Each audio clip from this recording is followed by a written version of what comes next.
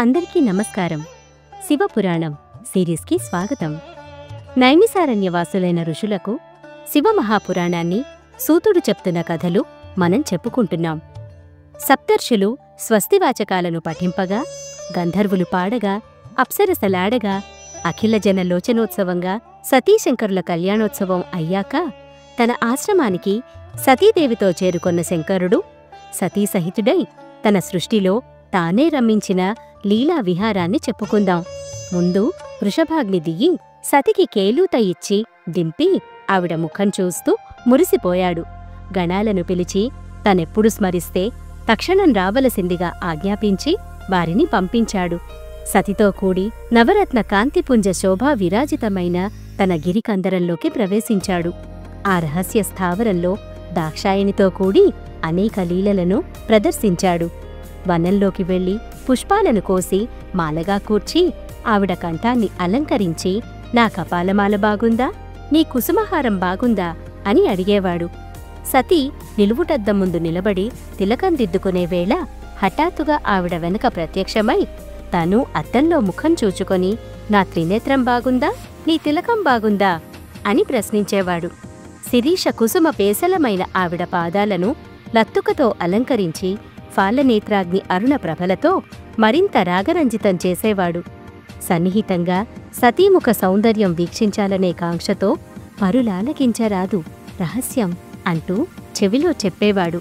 అన్యమనస్కురాలే కూర్చున్న ఆమెను వెనుక నుండి వచ్చి కనులు మూసి, నా చేతులు పెద్దవా, నీ కన్నులు పెద్దవా అని అడిగేవాడు.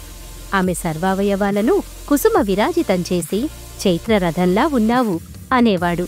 కైలాస పర్వత ప్రాంత రమ్య లతా గృహాలన్నిటికీ సతీసహితుడై విహరించాడు. ఆపై కైలాసాన్ని వీడి హిమవత్పర్వత ప్రాంత రమ్య వన ప్రదేశాలయందు సంచరించాడు. మన్మధుడు చూసి తాను విఫలమైన కార్యాన్ని తాను లేకుండా జరగడం చూసి దర్పంతో ఎల్లవేళలా శంకరుని చెంత కింకరునిలా నిల్చుంటున్నాడు. ఛాయలా వసంతుడు జంటబాయక వెంట తిరుగుతున్నాడు. పుష్పిత ధ్రుమాలు, వికసిత కుసుమ శోభితాభిరామలతలు, ప్రపుల్ల పద్మ సమాకీర్ణ నిర్మల జలపూర్ణ సరోవరాలు, సకల జన మోహకారక మలయానిలం ఎల్లడలా వసంత వైభవమే.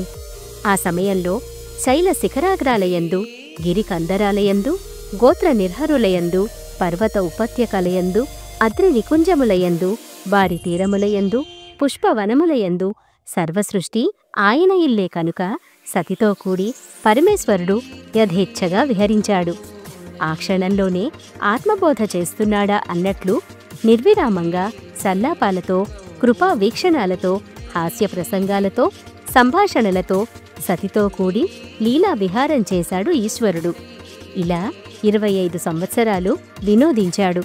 ఇంతలో వర్ష ఋతువు ప్రవేశించింది. ఆకాశంలో తిరుగాడుతున్న నల్లని మేఘాలను చూసి దాక్షాయిని శంకరునితో, నాథా, మిక్కిలి దుస్సహమైన వర్షఋతువు ఆరంభమైంది. మనకొక నివాసాన్ని ఏర్పాటు చేయండి. అనేక రంగుల మేఘాల గుంపులు తమ గర్జనలతో దిక్కులను, ఆకాశాన్ని ప్రతిధ్వనింపచేస్తున్నాయి. వేగంగా వీచే గాలులు కదంబ పుష్ప పరాగాన్ని ఎగరగొడుతూ, నీటి ధారలను చెదరగొడుతూ హృదయానికి భయాన్ని కలిగిస్తున్నాయి. కుండపోతగా జలాలను వర్షిస్తూ మెరుపుతీగలే పతాకలుగా తీవ్రంగా గర్జిస్తున్న ఈ మేఘాలను చూస్తే ఎవని మనస్సు భీతావహం కాకుండా ఉంటుంది? మేఘఛన్నమైన సూర్యచంద్రులు గోచరం కాని కారణంగా రాత్రి పగలు ఒక్కలా ఉంది అని తన కోరిక విన్నవించుకుంది. వాయు సంచలితగాములైన ఈ మేఘాలు చంచలమైన లక్ష్మి వలె ఒక్కచోట ఉండవు కదా. గాలికి కదులుతున్న మహావృక్షాలు ఆకాశంలో నర్తిస్తున్నట్లున్నాయి. భీరువులకు భయాన్ని కలిగిస్తున్నాయి. నల్లని మేఘాలు, ఎగిరే తెల్లని కొంగలు యమునా నదిలో నురగల్లా ఉన్నాయి. నల్లని జలధారల మధ్య ఉదయిస్తున్న అరుణుడు సముద్రంలో మండుతున్న బడవాగ్నిలా ఉన్నాడు. గృహ ప్రాంగణంలోని గింజలు మొలకెత్తాయి. పంటచేలల్లో సస్యాలు పెరుగుతున్నాయని వేరే చెప్పాలా? నాథా, ఈ సౌందర్యం చాలా కుటిలమైనది సుమా.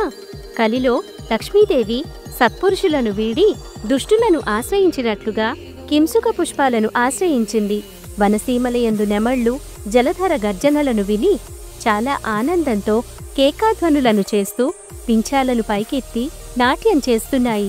మేఘోదయాన్ని చూసి ఉల్లాసాన్ని పొందే చాతక పక్షులకు ఈ వర్ష ఋతువు మనోహరం కావచ్చు కాని ధారాపాతంగా వర్షం పడుతున్నా పథికులు వియోగతాపాన్ని అనుభవిస్తారు. ఈ జీమూతాల పొగరును చూడండి. ఇవి వడగళ్లతో నా దేహాన్ని కప్పేస్తున్నాయి. ఇలాంటి విషమకాలంలో కాకులు చకోరాలు కూడా గూళ్ళు కట్టుకుంటున్నాయి. ఎక్కడో ఒకచోట ఇల్లు కట్టే ప్రయత్నం చేయండి అని భయపడినట్లు వేడుకుంది. దాక్షాయణి పలుకులకు తన శిరోభూషణమైన చంద్రుని వెన్నెలకు మెరుగుపెట్టేటట్లుగా ఇందుధరుడు మందహాసం చేస్తూ, ఓ మనోహరి, ఎక్కడ నిర్మించమంటావు? హిమాలయ గిరి శిఖరాల మీదన? మేఘాలు వాటి సానువుల వరకే ఎగరగలవు. పోని కైలాస పర్వతం మీదన? దాని పాదాల వరకు విహరించగలవు. లేక మేరు గిరి శిఖరం పైన? పుష్కరావర్తకాది వారి వాహాలు సైతం ఆ ఛాయలకే రావు. వీటిలో దేనియందు వాసముండాలనుకుంటున్నావు చెప్పు? హిమాలయాలైతే అక్కడ మందమారుతం వీస్తూ ఉంటే బంగారు రెక్కల పక్షులు ఎగురుతూ ఉంటాయి. శ్రవణపేయంగా కులకూజితాలు చేస్తుంటాయి. వాటితో గొంతు కలిపి నువ్వు పాడుకోవచ్చు. అక్కడి మణికుట్టిమములయందు సిద్ధాంగనలు స్వేచ్ఛా విహారం చేస్తూ ఉంటారు. నాగాంగనలు, గిరి కన్యకామణులు, కిన్నర యువతులు ఆటపాటలలో నీకు సహాయులుగా ఉంటారు. బహుశా నీ సౌందర్యాన్ని చూచి వారికి వారి శరీరం మీద అనాదరం కలుగుతుంది కాబోలు. గుణరూపాలలో అసమానమైన హిమవంతుని భార్య నీకనుకూలంగా ఉండి నిత్యోల్లాసి అయి ఉంటుంది. గిరి సార్వభౌముడైన హిమవంతుని రాజధాని మహాశోభాయమానంగా ఉంటుంది. సిద్ధసేవితమైనది. అక్కడ సంతత వసంతం. అచట చెట్లన్నీ కల్పద్రుమాలే. ఆ ప్రాంతమంతా మహోదారులు, పరమశాంతులు, తపోధనులు అయిన మునులతో, యతులతో శాంత గంభీరంగా ఉంటుంది. సానువులన్నీ స్ఫటిక స్వర్ణ రత్నకాంతులతో చిత్రవర్ణ సమాకీర్ణంగా నయనానందంగా ఉంటాయి. మానసాది సరస్సులు అనేకం ఉన్నాయి. అక్కడ బంగారు తూండ్లుగల పద్మాలున్నాయి. అవన్నీ తాబేళ్లు, మొసళ్ళు, వివిధ జలచరాలతో చూడముచ్చటగా ఉంటాయి. సింహాలు, 8 కాళ్ల శరభ మృగాలు, మృగరూపం, పురుష స్వభావం కల పురుష మృగాలు ఇంకా అనేకం ఉన్నాయక్కడ. కస్తూరి, చమరీ మృగాల వంటి అపురూప చతుష్పాత్తులున్నాయి. స్వర్ణ పుండరీకాలు, కుంకుమ పువ్వు తోటలకు కొదవేం లేదు. తిత్తిరి, భరద్వాజ, క్రౌంచ, చాతక, చక్రవాక పక్షుల కులకూజితాలు కామోద్దీపనాన్ని కలిగిస్తూ ఉంటాయి. ఇంద్ర, కుబేర, యమ, వరుణ, అగ్ని, నిరుతి, వాయు, ఈశానుల రాజధానులన్నీ అక్కడే ఉన్నాయి. రంభోర్వశి, మేనకాది అప్సర స్త్రీగణ నృత్యగాన విలాసాదులను నువ్వు నిత్యం తిలకించవచ్చు. లేదా కైలాసంలోనే నివాసం ఏర్పాటు చేసుకుందామా? ఇది గుణాలలో మేటి అయిన మెరుపు కంటే గొప్పది. అలకాధిపతి పట్టణానికి చెంతనే ఉంటుంది. అక్కడ ఆకాశగంగలో నిత్యం జలక్రీడలాడుకోవచ్చు. అన్నిటికీ మించి అక్కడ చంద్రునికి వృద్ధిక్షయాలు లేవు. అచట గిరికందరాలన్నీ సుస్వరంతో వేదగానం చేస్తూ ఉంటాయి. ఉపనిషత్తులు నీకు చెలికత్తెలై సేవిస్తుంటాయి అంటూ అడిగాడు. శ్రవణమాత్రం చేతనే మనోల్లాసాన్ని కలిగించే శంకరుని పలుకులకు సంతసించి సతీదేవి తన మనోగతాన్ని మెల్లగా, నాథా, హిమవత్పర్వత ప్రాంత కైలాస శిఖరం మీదనే మన నివాసాన్ని ఏర్పాటు చెయ్యండి అని వెల్లడించింది. శివుడు ఆ మాటలకు పరమమోహితుడై దాక్షాయణితో కూడి హిమాద్రి శిఖరానికి చేరుకున్నాడు. అచటికి గరుడు కూడా వెళ్లలేడు. మేఘాలన్నీ స్ఫటిక కాంతులతో పగలే వెన్నెలను కురిపించసాగాయి. అలా సతీశంకరులు కైలాసాన్నే స్థిర నివాసంగా చేసుకొని లోకాలన్నీ సంచరిస్తూ ప్రేమభావన అనుజలాలతో అనురాగమనే మహీరుహాన్ని వర్ధిల్ల చేశారు. ఈ విధంగా సతీశంకరులు 10,000 దివ్య సంవత్సరాలు విహరించారు. ఒకరోజున సతీ నివృత్తిభావంతో శివుని సమీపించి, నాథా, అనేక వేల దివ్య సంవత్సరాలు నీతో విహరించి ధన్యురాలనయ్యాను. నా మనసిప్పుడు ప్రవృత్తి మార్గం నుండి మళ్ళింది. పరతత్వాన్ని తెలుసుకోవాలని అనుకుంటున్నాను. దేవా, జీవుడు ఏ తత్వాన్ని ఎరిగి శీఘ్రమే సంసార దుఃఖాన్ని దాటగలుగుతాడో ఆ మోక్షోపాయాన్ని చెప్పవలసింది అని కోరగా శంకరుడు ఇలా చెప్పాడు. దాక్షాయణి, మంచి ప్రశ్నే అడిగావు. విను. పరతత్వం అంటే విజ్ఞానం. విజ్ఞానం ఉదయించిన జ్ఞాని మనసులో నేనే బ్రహ్మమును అనే స్మృతి కలుగుతుంది. ఆ జ్ఞానం దుర్లభం. నా యందలి భక్తియే ఆ జ్ఞానం పుట్టటానికి హేతువవుతుంది. ఆ భక్తి 9 విధాలు. జ్ఞానానికి భక్తికి భేదం లేదు.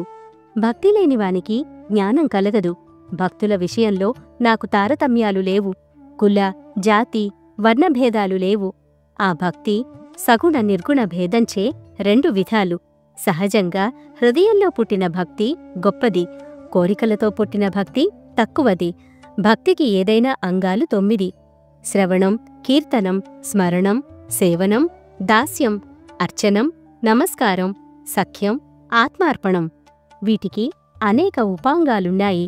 భగవత్కథలను శ్రద్ధాభక్తులతో వినటం శ్రవణం, భగవంతుని లీలలను గానం చేయటం కీర్తనం, సర్వవ్యాపకుడైన శంకరుని నిత్యం సర్వత్రా దర్శించి లోకంలో నిర్భయుడై ఉండుట స్మరణం, సూర్యోదయం మొదలు అంకితభావంతో సర్వదా సేవకుని వలె అనుకూలంగా ఉండడం సేవనం, భగవంతుని ప్రియునిగా భావిస్తూ అమృత రూపానందాన్ని అనుభవించటం దాస్యం, పాద్యం మొదలు షోడశోపచారాలతో పూజించటం అర్చన, అష్టాంగములచే భూమిని స్పృశించుట వందనం, అంతా మన మేలుకొరకే అనే దృఢనిశ్చయం సఖ్యం, దేహం మొదలు సర్వమును భగవానుని ప్రీతి కొరకు అర్పించటం ఆత్మార్పణ.